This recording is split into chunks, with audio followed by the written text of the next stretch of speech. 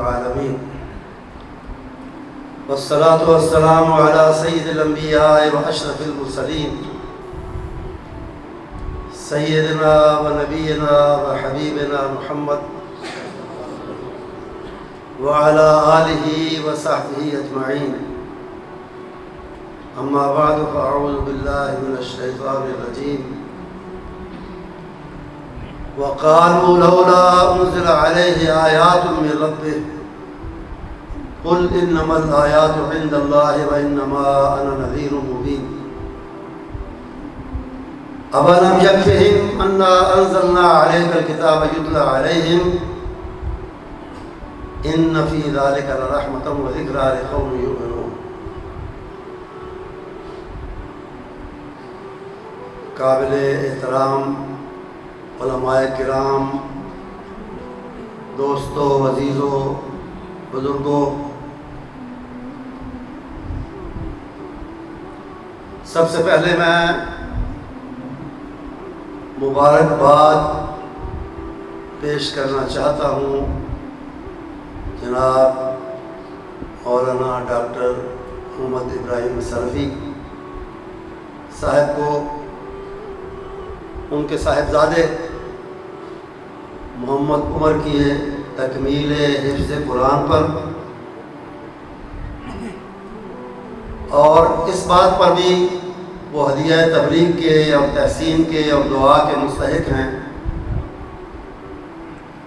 کہ جیسا کہ انہوں نے بتایا اور جیسا کہ میرے علم میں ہے، وہ اس خوبصورت مسجد کا پورا حق ادا کرنے کی کوشش کر رہے ہیں اللہ کی توفیق سے، اور نہ صرف خطبہ جمعہ بلکہ قرآن و حدیث کے دروس بھی، اور اسی طرح حفظ قرآن کے لیے مدرسہ بھی انہوں نے یہاں قائم کر رکھا ہے۔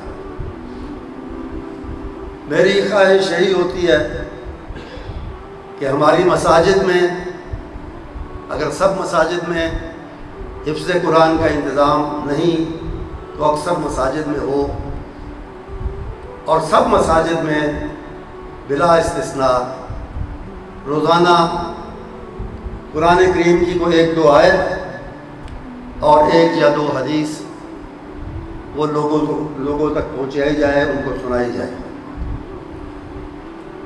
آج کی تقریب جیسا کہ آپ نے سنا اسی حوالے سے ہو رہی ہے کہ اس عزیز نے قرآن پاک یاد کرنے کی سعادت حاصل کی، تو قرآن کریم کی عظمت، اہمیت اور اس میں جو برکات ہیں ان پر علماء کرام کی گفتگو آپ نے سنی۔ جناب قاری خلیل الرحمان صاحب نے بھی بڑے اچھے انداز میں قرآن مجید کے حقوق بیان فرمائے۔ اللہ ہمیں اور ان کو اپنی کتاب پاک کے جو حقوق ادا کرنے، پورا کرنے کی توفیق عطا فرمائے۔ محترم جناب ڈاکٹر محمد ابراہیم سلفی صاحب نے جب مجھے اس تقریب کے لیے دعوت دی تو میں نے پوچھا کہ موضوع کیا ہے اور سلسلہ کیا ہے، تو انہوں نے کہا کہ عظمت قرآن موضوع ہے، مگر آپ حالات حاضرہ پر گفتگو کر لیں۔ انہوں نے سوچا ہوگا، پتہ نہیں کس موڈ میں تھے، کس خیال میں تھے، انہوں نے سوچا ہوگا کہ سیاسی سا بندہ ہے، کسی عظمت قرآن کا کیا پتہ، چلو حاضری ڈالنے کے لیے حالات حاضرہ پر بات کر لیں۔ تو کوشش کرتا ہوں کہ موضوع کے مطابق ہی تھوڑی سی بات ہو جائے۔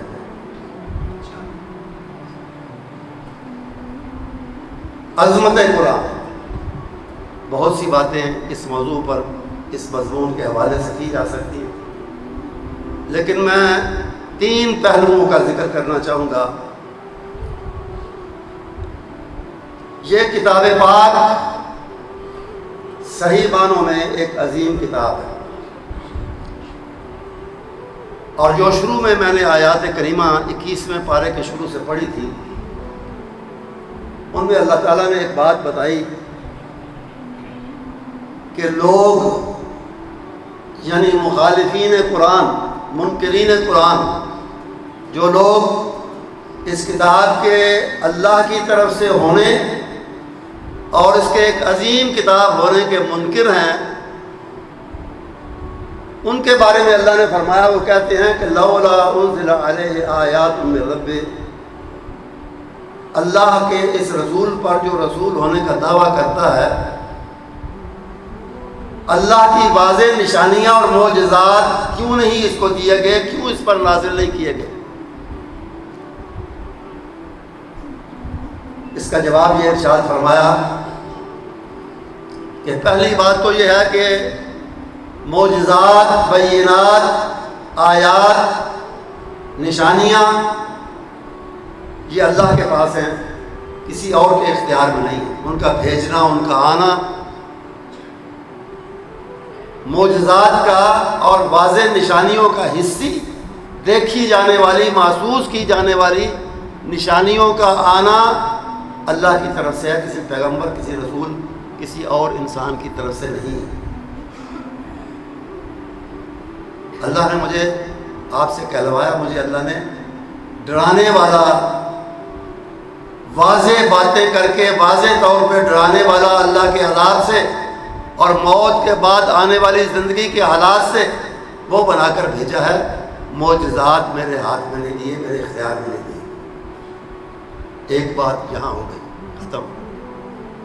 دوسری آیت میں فرمایا اولم یکفہم، کیا ان اعتراض کرنے والوں کے لیے، ان انکار کرنے والوں کے لیے یہ بات کافی نہیں کہ ہم نے آپ پر یہ کتاب نازل کی ہے؟ یہ کتاب خود بہت بڑی نشانی ہے، یہ کتاب خود بہت بڑا معجزہ ہے۔ اولم یکفہم انا انزلنا علیک الکتاب یتلی علیہم ان فی ذلک لرحمۃ وذکریٰ لقوم یؤمنون۔ اس میں اللہ کی رحمت بھری ہوئی ہے اور یہ یاد دہانی ہے، تذکیر ہے ایمان والوں کے لیے۔ یعنی یہ بتایا کہ معجزات کا مطالبہ کرنے والوں، ایک زندہ معجزہ تمہارے پاس موجود تو ہے، اور کیا مانگتے ہو؟ اس کا مطلب یہ نہیں کہ رسول اکرم صلی اللہ علیہ وسلم کو حصی معجزات، دیکھے اور محسوس کیے جانے والے ظاہری معجزات نہیں دیے گئے، بہت دیے گئے۔ آپ کی مبارک انگلیوں سے اس وقت پانی کے چشمے چلے جبکہ ارد گرد دور دور تک کوئی پانی نہیں تھا۔ آپ کے حکم سے، آپ کے اشارے پر، اللہ کے حکم سے اور آپ کے اشارے پر چاند بھی دو ٹکڑے ہوا، درخت بھی چلے، بہرے، اندھے، جیسے عیسیٰ علیہ السلام کے معجزات ہیں اس طرح کے معجزات بھی ملتے ہیں، سب کچھ ملتا ہے، لیکن ان معجزات کا ذکر نہیں کیا، اس عظیم کتاب کا ذکر کیا کہ یہ زندہ اور سب سے بڑا معجزہ ہے، اس کے ہوتے ہوئے کسی اور معجزے کی ضرورت ہی نہیں۔ کس حوالے سے معجزہ ہے؟ میں 3 صرف حوالوں کا ذکر کروں۔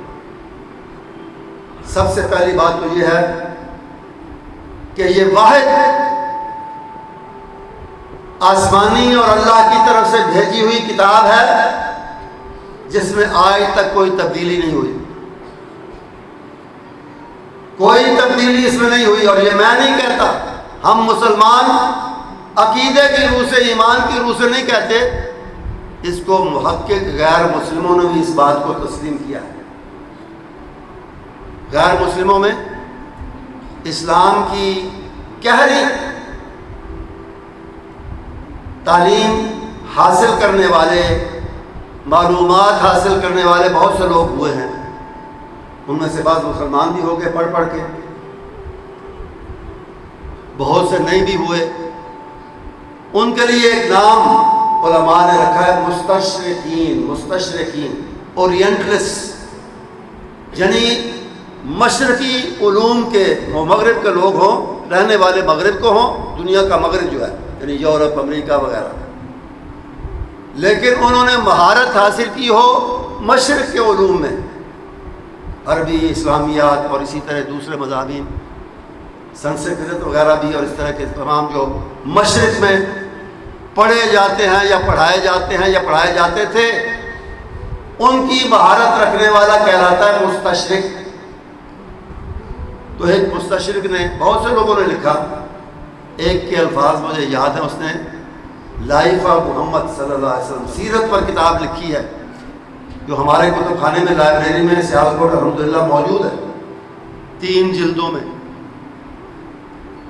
1860 میں یہ کتاب لکھی گئی، سن میں کا حوالہ کی خاص وجہ سے میں نے دیا ہے، وہ آگے جا کے آپ کو معلوم ہو جائے۔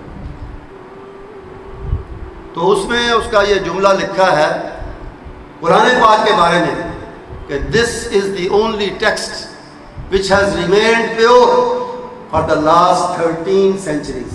اس وقت 1860 میں نے کہا تھا نا، اس وقت 13 صدیاں تقریباً گزری تھیں اسلام کو آئے ہوئے، نبی کریم صلی اللہ علیہ وسلم کو تشریف لائے ہوئے۔ آج ہم کہتے ہیں 14 اور 15ویں صدی بھی جا رہی ہے، آدھی تقریباً ہونے جا رہی ہے۔ تو اس نے لکھا کہ یہ واحد کتاب ہے دنیا میں، صرف آسمانی کتاب نہیں، واحد کتاب ہے جس میں 1300 سال گزرنے کے باوجود آج تک کوئی تبدیلی نہیں ہوئی۔ یہ اس نے مانا، اس نے اس کا اقرار کیا، تبدیلی کے بغیر پیور۔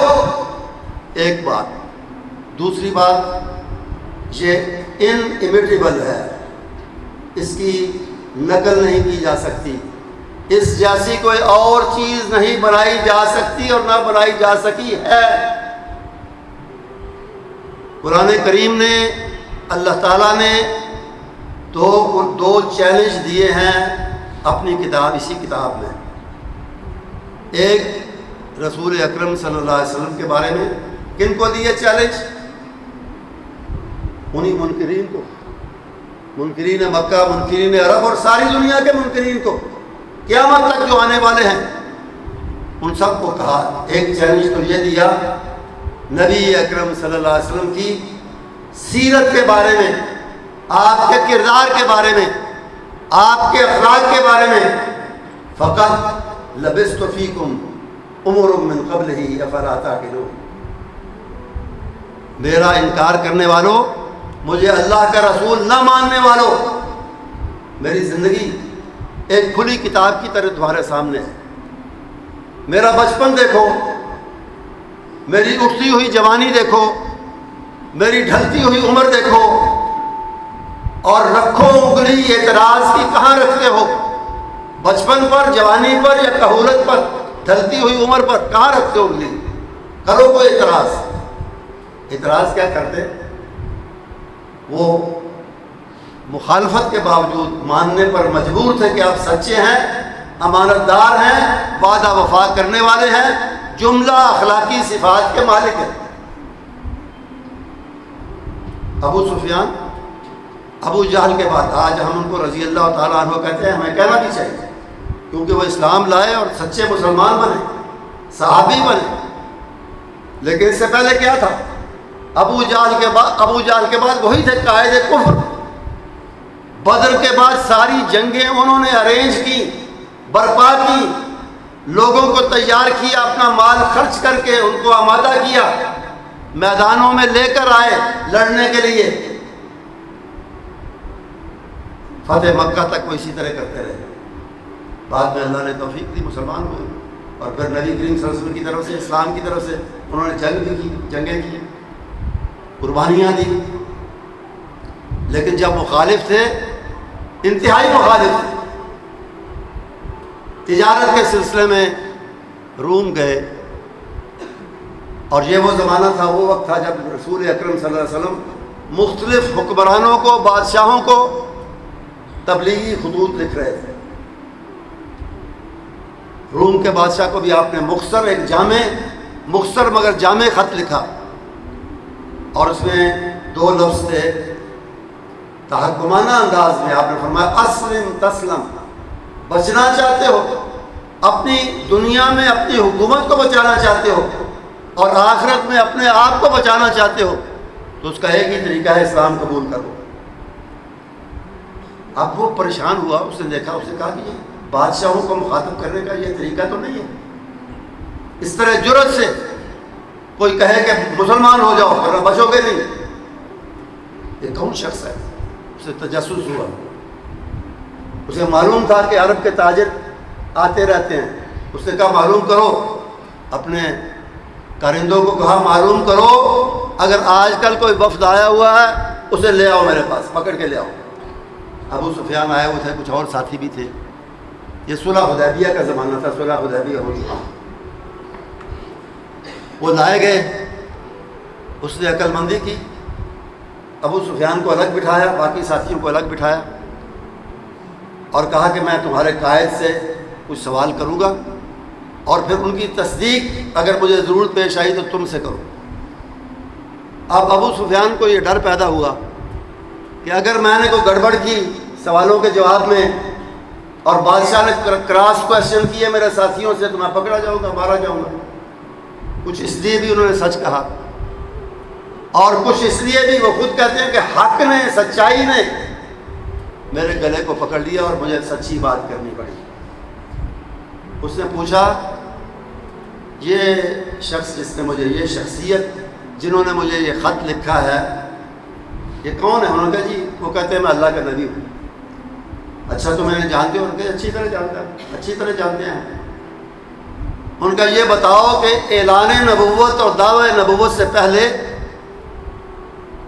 عام زندگی میں یہ سچ بولتے تھے یا خدا نخواستہ جھوٹ بولنے والے تھے؟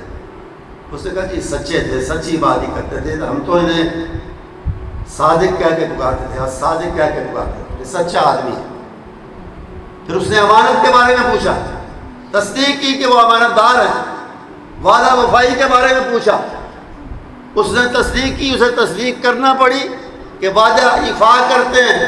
اس نے کہا صرف تھوڑی سی پچر میں نے لگا دی کہ پہلے تو کیا کرتے تھے وعدہ پورا، اب نیا ایک وعدہ معاہدہ ہم نے ان کے ساتھ حدیبیہ کی شکل میں کیا، دیکھیں اسے پورا کرتے کہتے، بس اتنی پچر لگائی، باقی مجھے سچ کہنا پڑا۔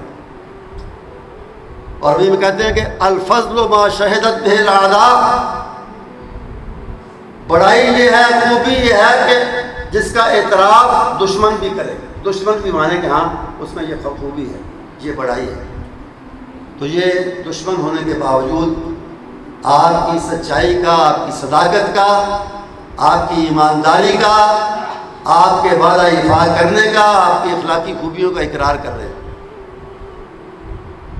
تو وہ کیا مقابلہ کرتے ہیں؟ جب یہ چیلنج دیا گیا کہ اگر تم میرا انکار کرتے ہو تو میری زندگی پر غور کرو، میرے کردار پر، میرے اخلاق پر، تمہارے درمیان میں رہا ہوں، کوئی اجنبی نہیں ہوں، تم مجھے جانتے ہو، شروع سے جانتے ہو، میرے خاندان کو جانتے ہو، بتاؤ اگر میں نے کبھی کوئی غلط کام کیا۔ نہیں بتا سکے، ناکام ہوئے چیلنج کا مقابلہ کرنے میں۔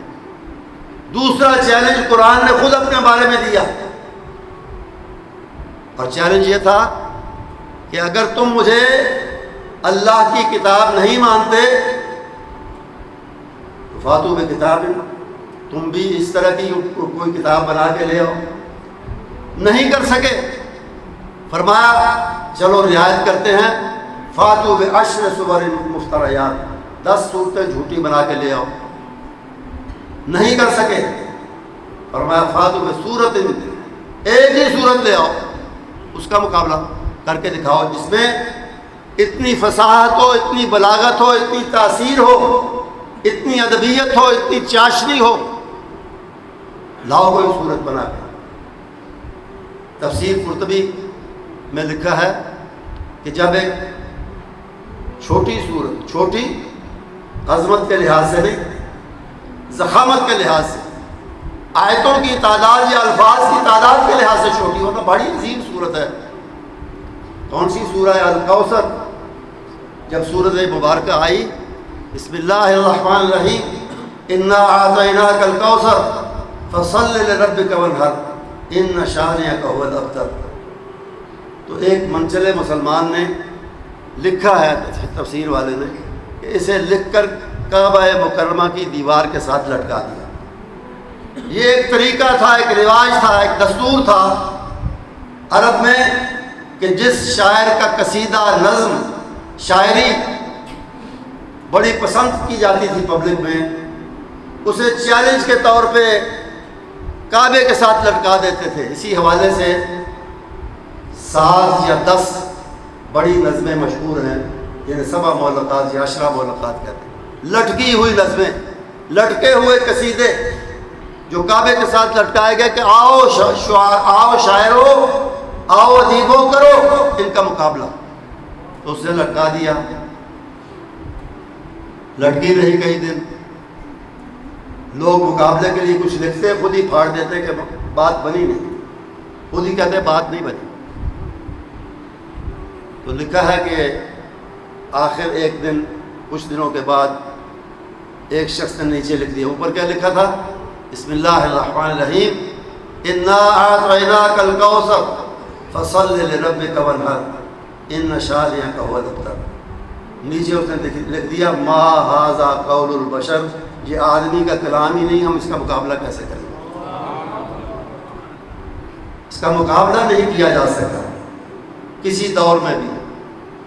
کوشش کی لوگوں نے، کرتے رہے، بعد میں بھی، یہ قریب کے دور میں بھی کرتے رہے، لیکن کسی بھی صاحب انصاف نے یہی فیصلہ کیا تو یہی کیا کہ مقابلہ ہو نہیں سکا۔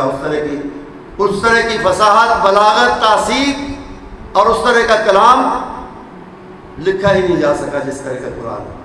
یہ اس کی دوسری عظمت کا دوسرا پہلو ہے۔ اور تیسرا ہے اس کی تاثیر، اس کا اثر، دلوں کو جو کھینچ لیتا ہے، دلوں پر جو ایک صحت اور جادو طاری کرتا ہے، صرف مومنوں مسلمانوں کے دلوں میں نہیں، ہر صاحب انصاف کے دل پر اس کا اثر ہوتا ہے، اور شروع سے ہوتا رہا ہے، اب تک ہوتا ہے۔ نبی محترم صلی اللہ علیہ وسلم کے دور میں جو اس کے منکر تھے، وہ بھی اس کی تاثیر کے منکر نہیں تھے۔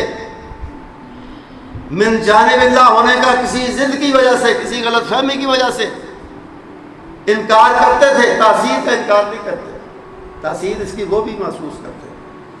اسی لیے قرآن نے کہا وَإِن يَنْهَوْنَ عَنْهُ وَيَنْأَوْنَ عَنْهُ، خود بھی اس سے روکتے ہیں، دوسروں کو بھی روکتے ہیں کہ سنو ہی نہ، سنو گے تو اس کی تاثیر سے متاثر ہو جاؤ۔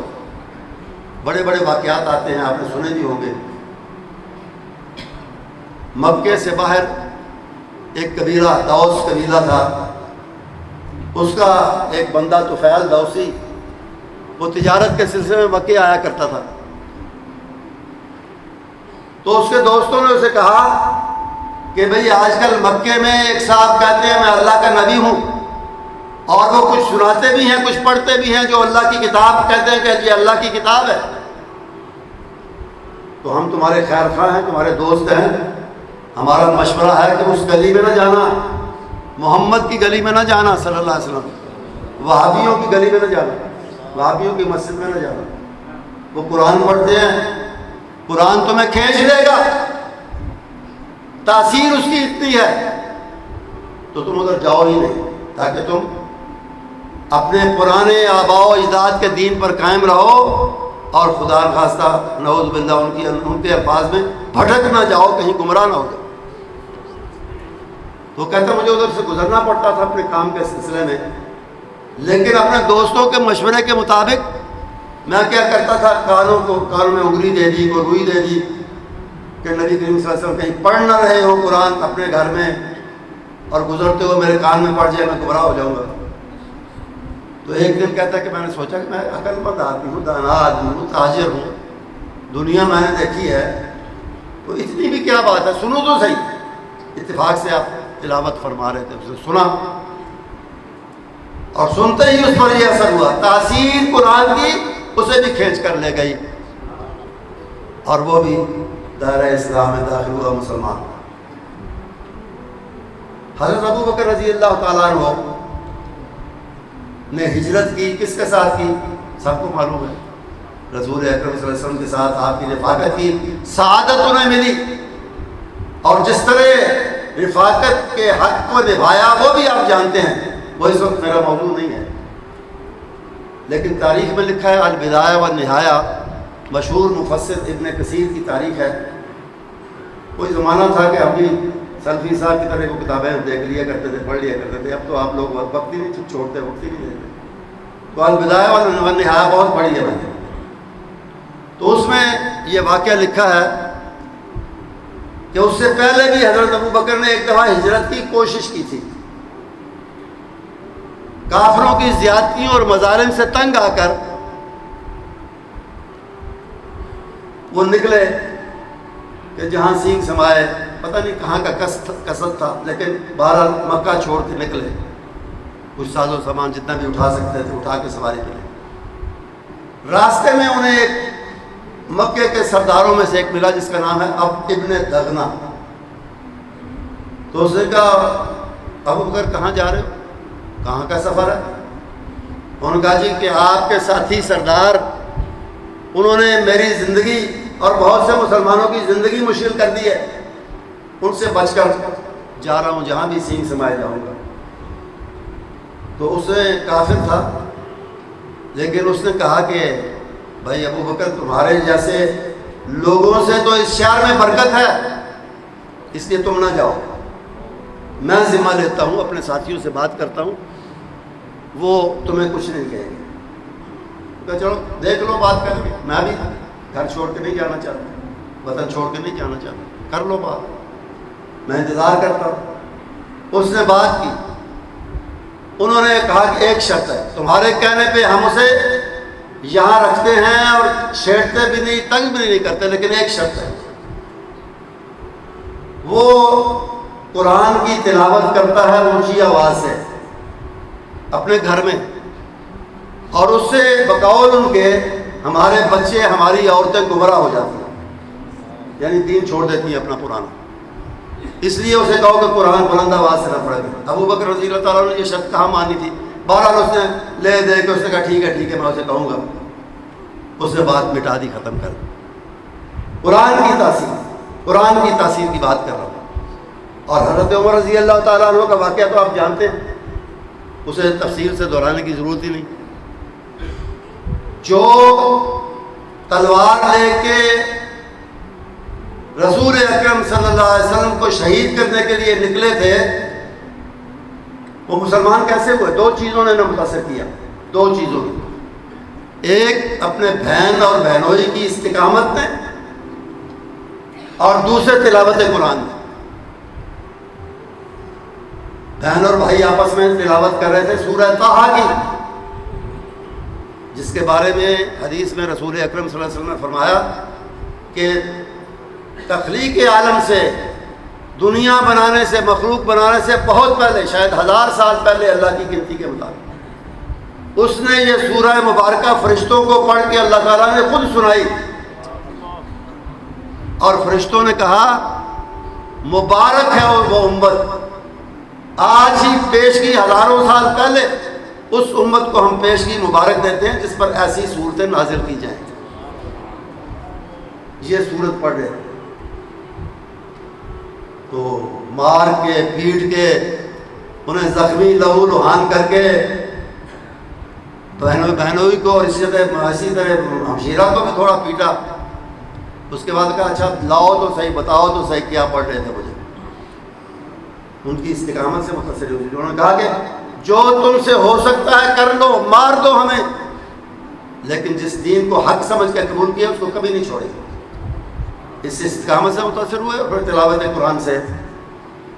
لیکن اس سے پہلے کا بھی ایک واقعہ لکھا ہے تاریخ میں، وہ خود بتاتے ہیں حضرت عمر رضی اللہ تعالیٰ عنہ۔ وہ کہتے ہیں ایک دن میں گزر رہا تھا، رسول اکرم صلی اللہ علیہ وسلم سورہ طور کی تلاوت کر رہے ہیں۔ سورہ طور کی 27ویں پارے کی صورت ہے۔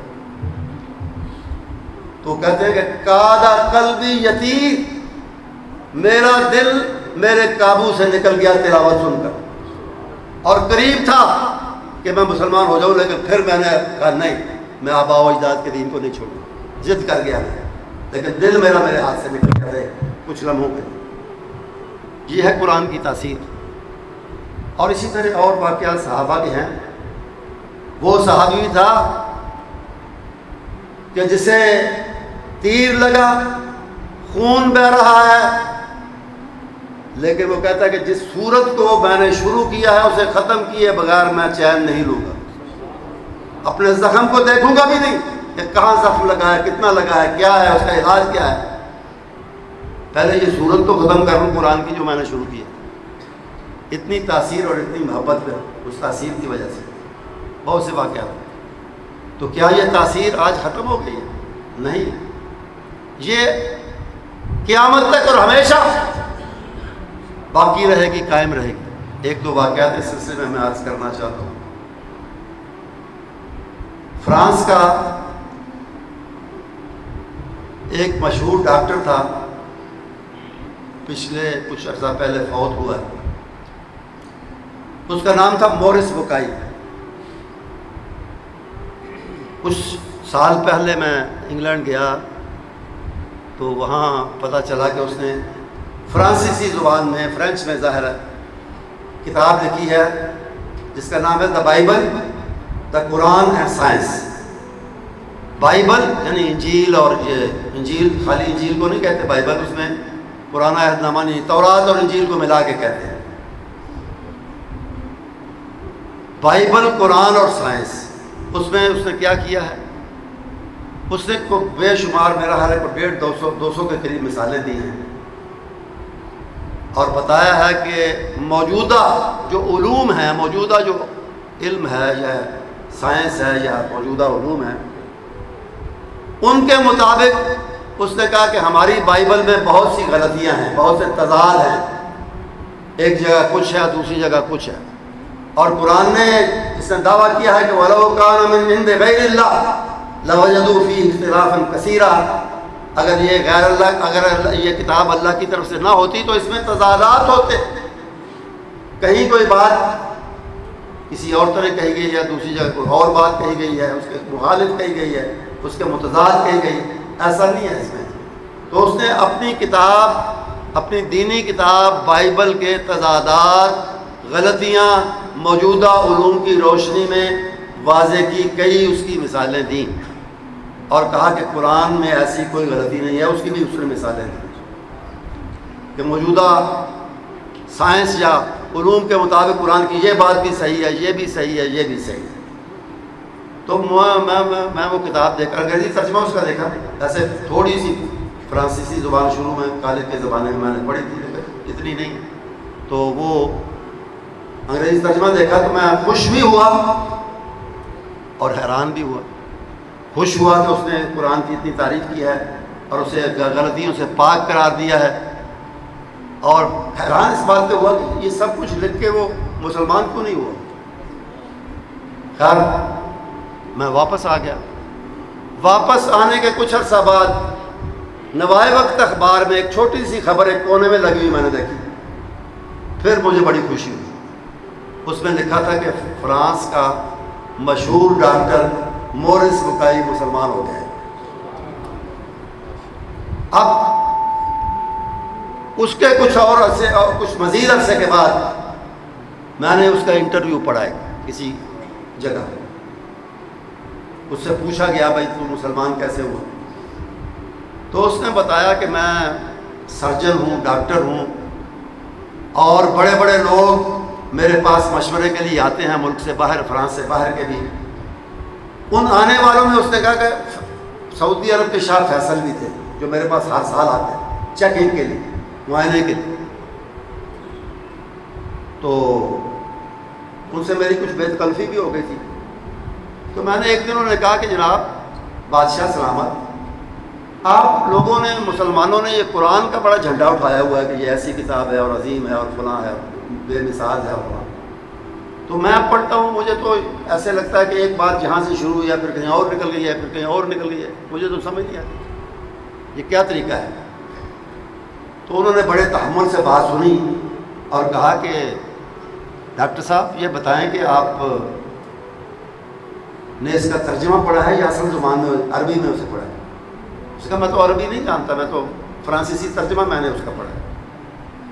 تو اس نے کہا کہ آپ پڑھے لکھے ہیں اور قرآن کی عربی آسان عربی ہے. جب مولانا بتا رہے تھے نا قاری صاحب کہ وَلَقَدْ يَسَّرْنَا الْقُرْآنَ لِلذِّكْرِ فَهَلْ مِن مُدَّكِرٍ، قرآن کی عربی آسان عربی ہے. تو آپ تھوڑی کوشش کریں، کوئی ٹیوٹر رکھیں، کوئی استاد رکھیں اور تھوڑی عربی سیکھ لیں، پھر قرآن کو پڑھیں. اگلے سال میں آؤں گا پھر میں آپ سے بات کروں. اس نے کہا ٹھیک ہے، وعدہ کر لیا. ٹیوٹر رکھا، استاد رکھا، عربی پڑھی، قرآن پڑھا. تو کہتے ہیں اگلے سال وہ پھر آئے تو انہوں نے خود ہی بات شروع کی. انہوں نے کہا ہاں جی ڈاکٹر صاحب پڑھی عربی؟ انہوں نے کہا جی پڑھی. پڑھا قرآن؟ انہوں نے کہا پڑھا. کریں بات، کیا آپ کا اعتراض ہے؟ انہوں نے کہا جی براہ راست جب عربی میں پڑھا تو اس کی فصاحت، بلاغت، تاثیر ہی ایسی ہے، اس نے میرا دل کھینچ لیا، اب میرا کوئی اعتراض نہیں. اس طرح آہستہ آہستہ وہ اسلام کی طرف آیا اور بالآخر اسلام قبول کیا. اللہ اس کی مغفرت فرمائے، اس کو درجہ عطا فرمائے. دوسری مثال حالیہ دور میں یا موجودہ دور میں، انگلینڈ کا، یو کے یا برطانیہ کا ایک پاپ سنگر تھا. پاپ سنگر آپ جانتے ہیں، اور جو ناچ کے گاتے ہیں. ہمارے ہاں بھی پیدا ہو گئے ہیں، عورتیں بھی اور مرد بھی، ناچ کے اچھل کود کے، بیکار قسم کی اچھل کود، ناچتے جاتے ہیں گاتے جاتے ہیں، تھوڑا تھوڑا ہلتے تو میرا حال سارا ہی ہے. لیکن یہ پاپ سنگر باقاعدہ ناچتے ہیں گاتے ہوئے. تو پاپ سنگر تھا، اس کا نام تھا کیٹ سٹیونز. ان کے دو نام ہوتے ہیں نا، ایک ان کا پرسنل نیم ہوتا ہے اپنا ذاتی نام، ایک ان کا فیملی نیم ہوتا ہے جسے سر نیم بھی کہتے ہیں، خاندانی نام. وہ باپ دادا سے چلا آ رہا ہے وہی نام، وہ دوسرا حصہ نام کا باپ دادا سے وہی چلا آتا ہے. ایک اپنا ذاتی نام ہوتا ہے. کیٹ سٹیونز، سٹیونز اس کا فیملی نیم تھا. اب اس کا نام ہے یوسف اسلام. یوسف اسلام اب تک ہے زندہ میرے خیال میں، اور فلاحی کام اب کرتا ہے. مسلمان بھی ہے، فلاحی کام، وہ پاپ سنگنگ بھی اس نے چھوڑ دی اور فلاحی کام کرتا ہے. مطلب یہ کہیں کوئی سیلاب آیا، کوئی زلزلہ آیا، کوئی مسلمانوں کو، مسلمان ملکوں میں کہیں کوئی مدد امداد کی ضرورت ہے تو وہ فنڈ وغیرہ اکٹھا کر کے کچھ اپنی طرف سے ڈال کے وہ یہ کام کرتا ہے، ریلیف کا کام جسے کہتے ہیں. تو وہ مسلمان ہوا کسی طریقے سے، طریقہ بھی آپ کو ابھی بتاؤں گا میں. اور اس نے اپنا نام رکھا یوسف اسلام. تو اس کا بھی میں نے ایک انٹرویو پڑھا. اسے پوچھا گیا کہ بھائی آپ مسلمان کیسے ہوئے، اور دوسرا سوال یہ تھا کہ آپ نے یہ نام کیوں پسند کیا، یوسف نام پسند کیا اور ساتھ اس کے اسلام جوڑا ہے نام کے طور پہ، یہ کیا ہے؟ تو اس نے کہا بات یہ ہے کہ مجھے کسی مولوی نے مسلمان نہیں کیا، میں نے، کسی نے مجھے قرآن دیا، میں نے وہ پڑھا اور اس نے مجھے مسلمان کیا، قرآن نے، اس کی تاثیر نے. تو نام کیوں رکھا؟ اس نے کہا کہ بہت سی صورتیں، سارا قرآن مجھے اچھا لگا، سورہ یوسف مجھے بڑی اچھی لگی، تو اس لیے میں نے اپنا نام یوسف رکھا. تو اس کے ساتھ اسلام کیوں جوڑا؟ اس نے کہا کہ پہلے میری فیملی تھی سٹیون، اب میری فیملی ہے اسلام، اب میری فیملی اسلام ہے، مسلمان میری فیملی ہے. یہ وہی بات ہے جو سلمان فارسی رضی اللہ تعالیٰ عنہ نے فرمائی تھی ایک دفعہ. انہوں نے کہا کیا تیرا حسب نسب ہے بھائی؟ یہاں تو عرب میں تو حسب نسب کی بات ہوتی ہے، خاندان کی بات ہوتی ہے، تیرا خاندان کیا ہے؟ تو انہوں نے بڑا خوبصورت جواب دیا کہ انا ابن اسلام، میں اسلام کا بیٹا ہوں، میں اسلام کا بیٹا ہوں. تو یہی بات اس نے یوسف اسلام نے کہی کہ میں نے اپنے لیے یوسف نام پسند کیا اور اسلام اس کے ساتھ لگایا، کیونکہ اب میری فیملی، میرا خاندان اسلام ہے، کوئی اور نہیں. تو یہ سب کیا ہے؟ وہی بات جو میں عرض کر رہا تھا کہ قرآن کی تاثیر آج بھی اسی طرح ہے.